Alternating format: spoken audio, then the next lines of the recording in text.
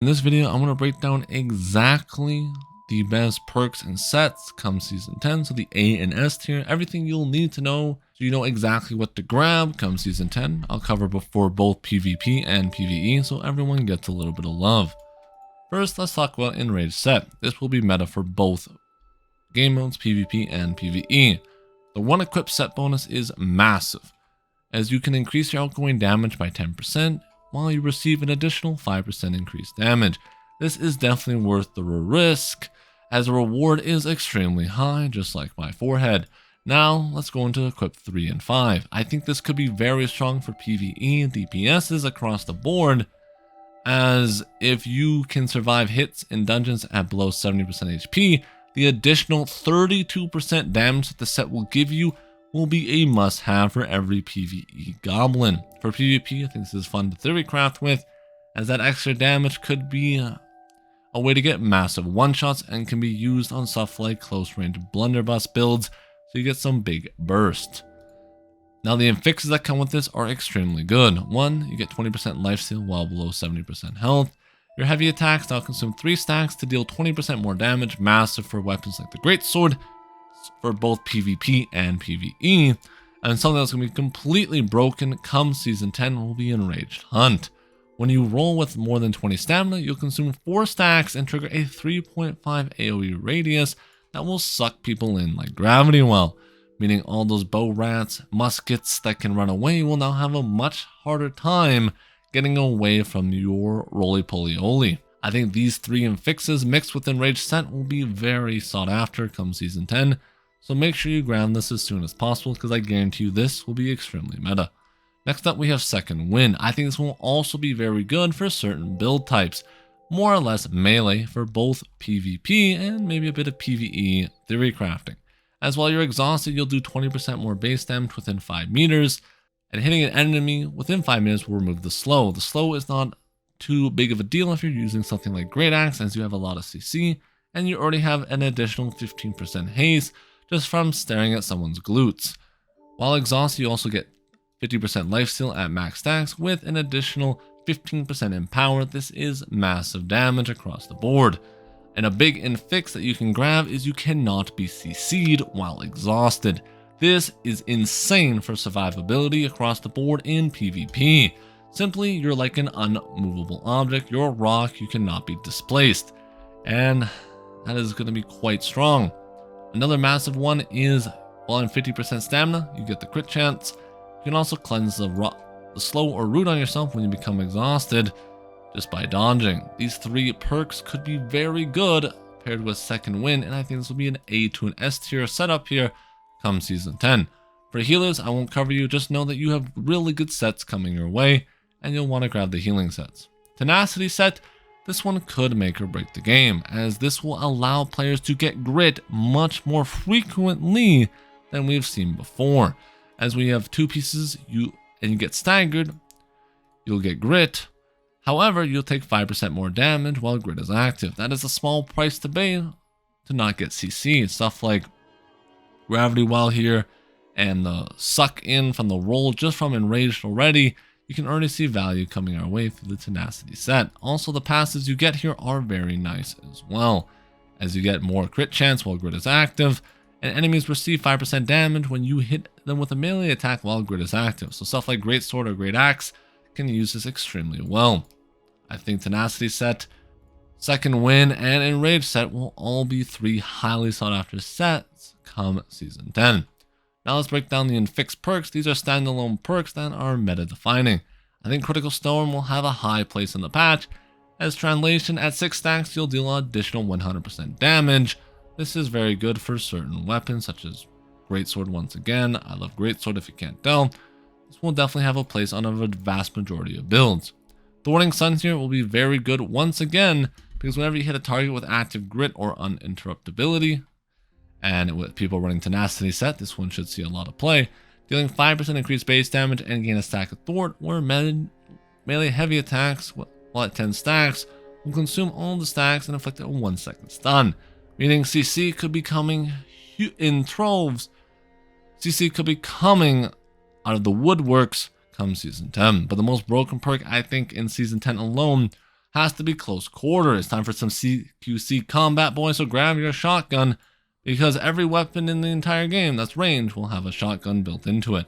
As when they're within 10 meters, you'll deal 20% increased damage, but you also take 5% increased damage. That's a small price to pay for massive burst damage. Weapons that will use this heavily will be musket, bow, and blunderbuss. These things are shaping up to be extremely meta come Season 10 with all the damage stacking you can pull off. The pure glass cannon nature of Season 10 will really allow for some nasty one-shot builds. Now let's go down to slottable perks. Before we dive into this, I want to explain how charms and perks work so you have a good understanding. When you get a piece of gear in Season 10, you'll have 2 perks. These will be fixed. Then you'll have 3 slottable perks. These can spawn in different variants, such as 2 defensive slots or 1 offensive slot, and vice versa. So you'll have roughly 1 defensive slot per piece of gear, so let's break down exactly which perk we want to stack. Shrinking Heals and Enchanted Ward are still, I think, going to be meta, as these are simply just too good to pass up. Right now I'm leaning more towards Shrinking Heals, as that heal is looking very nice, but we don't know what the standard HP threshold will be come Season 10.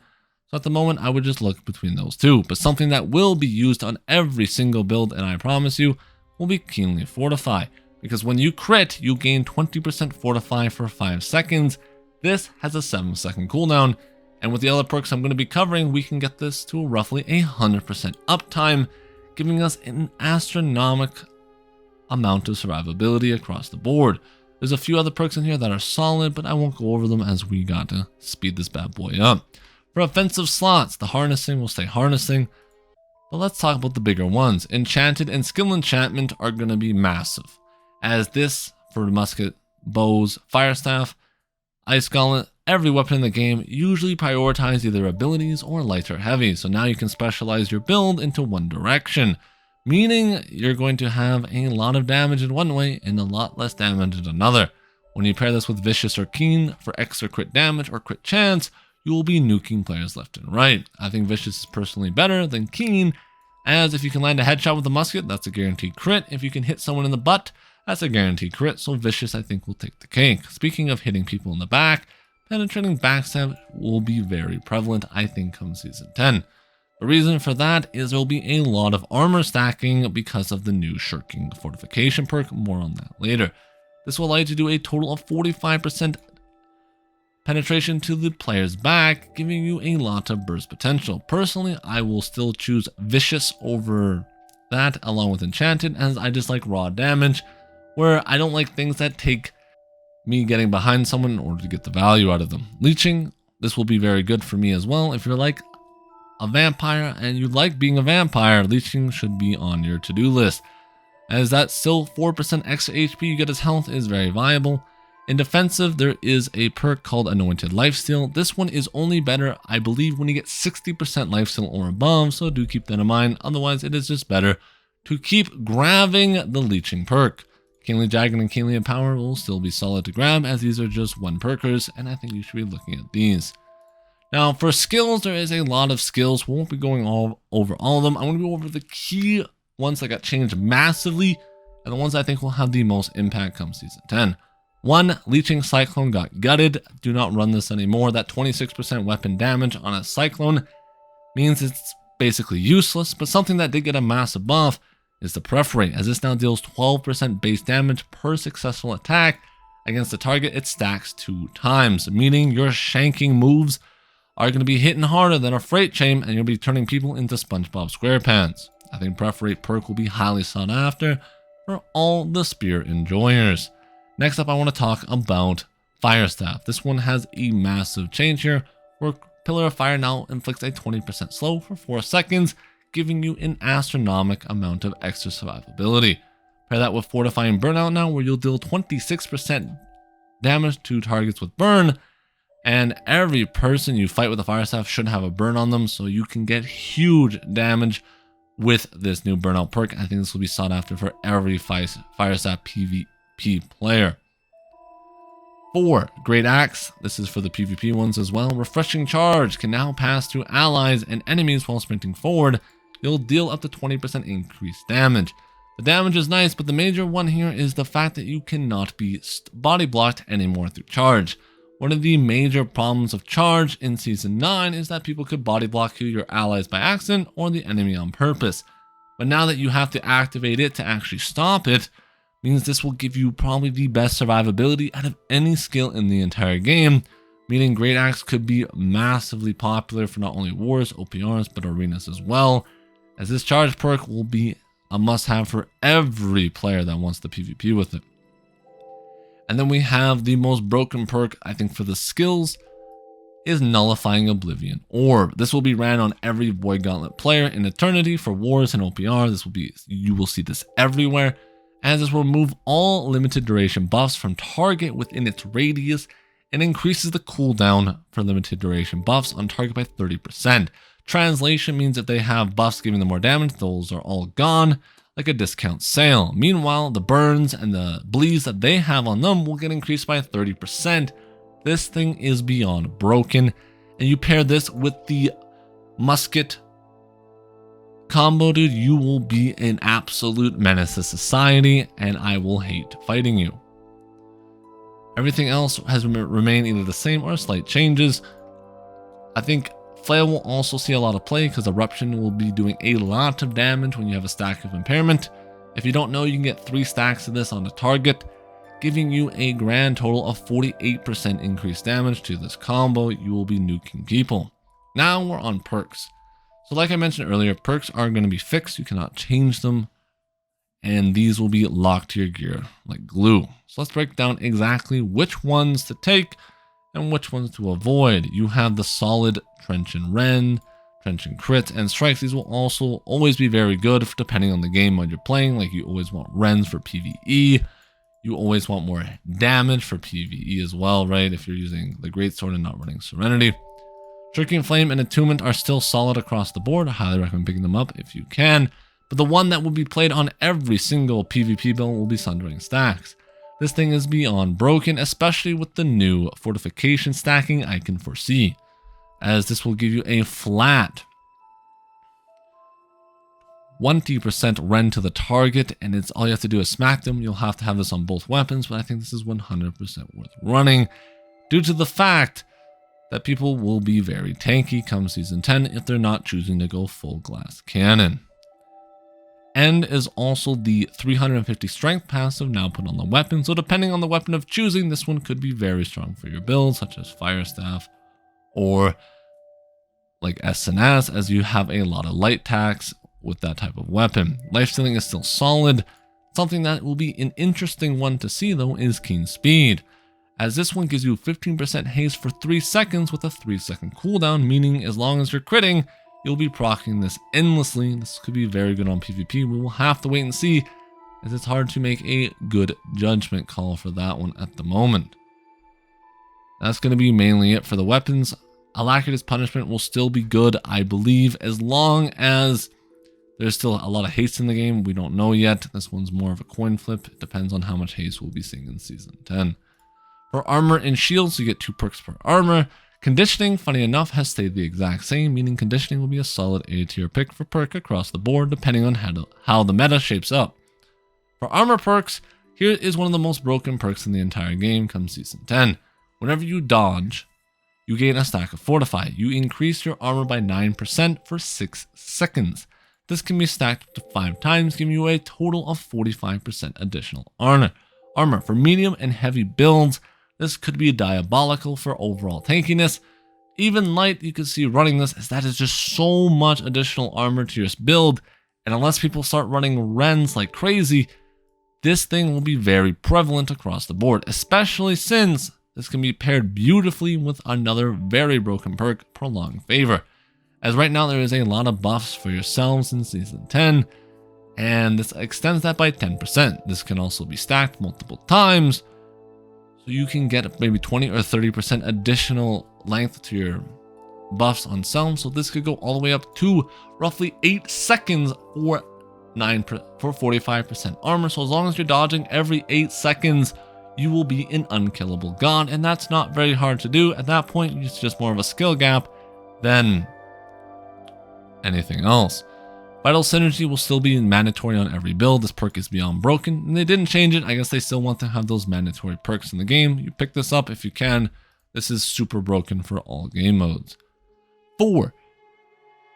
PvE and PvP, I recommend highly picking up Sacrificial Empowerment, and this increases your base damage by 1.5% across the board. You can stack this 5 times, giving you a solid damage increase. It does reduce your armor by 1%, but that's a small price to pay for annihilating your enemies. Another one I think will be highly sought after will be Lifesteal Drought. All hits gain 15% lifesteal, and the power of lifesteals is increased by 15% as long as you have not drank a survival potion. Survival potions are stuff like health, regens, and serums.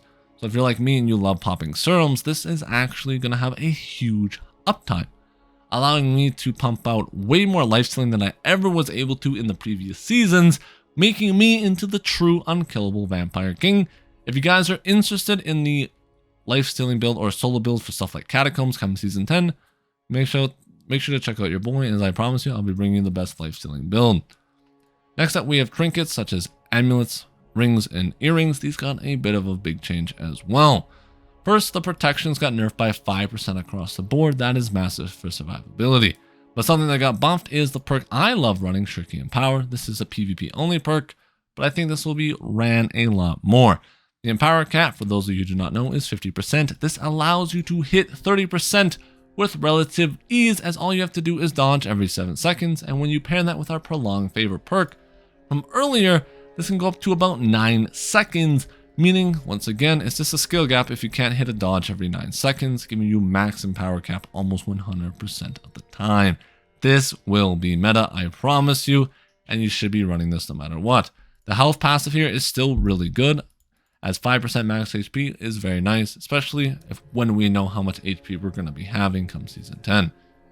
For PvE, I would actually think Enchanted Resilience, and for PvP, as it only accounts for PvP, reduce attackers' basic attack damage by 10%, but increase the ability they do to you by 5%. Skill is the exact same, just flipped. This could be very good depending on how the meta turns out to be, as stuff like muskets and bows and blunderbuss will be very prevalent, and this will reduce their damage basically by 10%, and those are very light and heavy attack oriented weapons. For PvE, I still think you want your protection perk, your health, and then your third perk here is much more whatever for the PvE players out there. I think it's only going to be 2 perks for your amulet. Now we have ring. Ring, take your damage. It's just always going to be meta unless your damage for your build is very split.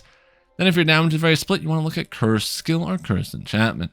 And this increases your basic attack damage by 10%, but it decreases your ability by 10%. Meaning, if you know what your build does best, aka, once again, like a greatsword build here, I would love to have this passive on, as my damage primarily comes from my basic attacks. But something like the Fire Staff or Ice Gauntlet will more prefer the skill variant of this, as they're more ability oriented. So once you know what your build does best, I'd recommend looking for one of these 2 perks, as this could be very meta come season 10. Something that will be interesting and kind of a wild card perk will be Keen Switch. On weapon swap, increase critical chance by 9% for 3 seconds until next hit. On certain builds, this could be good. On certain builds, it could be terrible. I don't know. This one will have to be tested come season 10. Next will be these enchanted perks. These just increase your damage across the board depending on what you want. Abilities, hits, and light and heavies all get increased here depending on which perk you choose. Once again, allowing you to further specialize your build into the perfect monstrosity of creating something like Einstein. Would be proud of a system like this, if this truly is a theory crafter's wet dream. Something I forgot to mention, I want to quickly note, is Terminal Vengeance is another wildcard perk, as this gives you 5% increased base damage for every 25% health you are missing. This could be very fun come season 10, and pair that with the Enraged set. That's what I mean, PvE might need to run something like Terminal Vengeance with that Enraged set for maximum DPS. For the high skill players, we'll have to wait and see, but that seems very promising come season 10.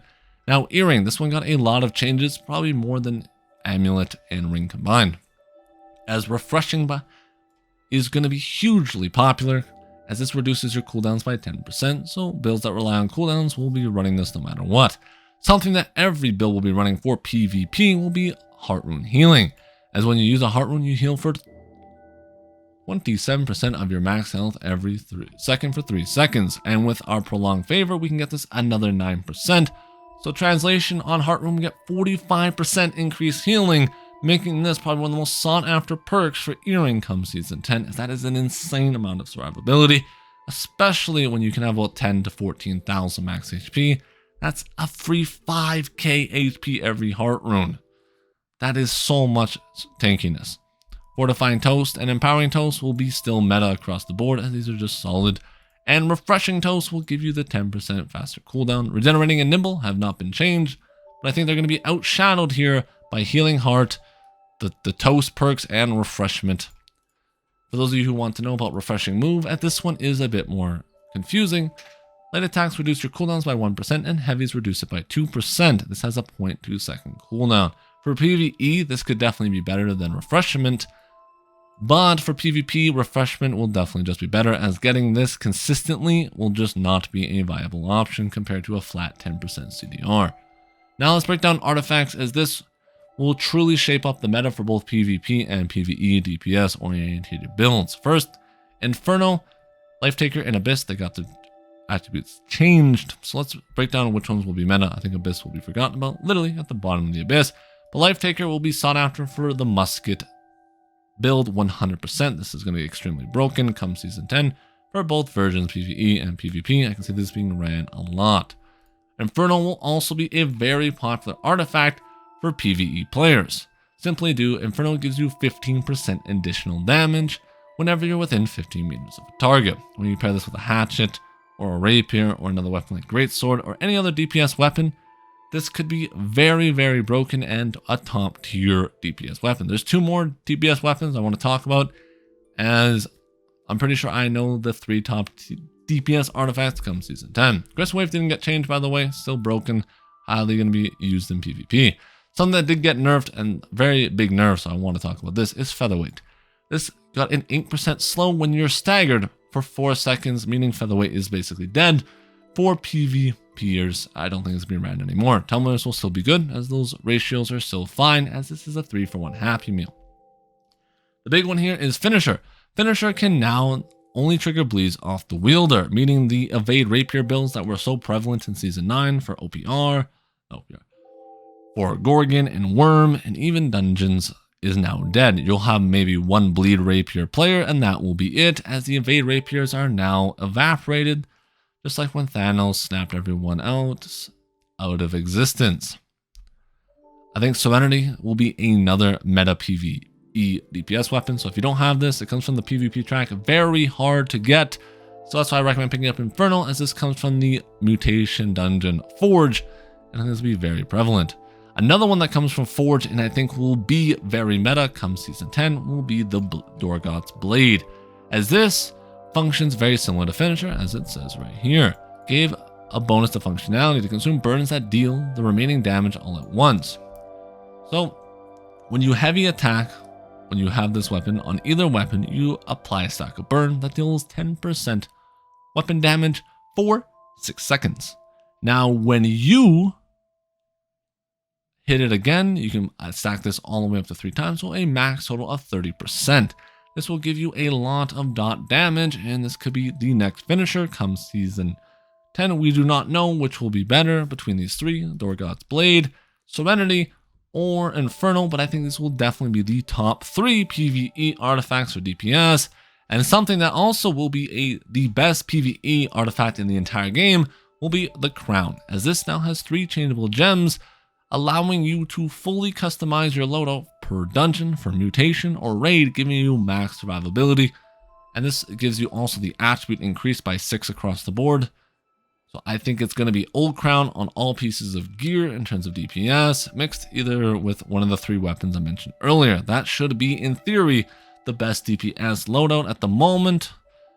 And I'll be very shocked if one of those 3 weapons does not make it to the top. That's going to be all the patch notes that I want to cover in terms of best in slot 8 S tier perks that you should be looking to grab as soon as the patch hits.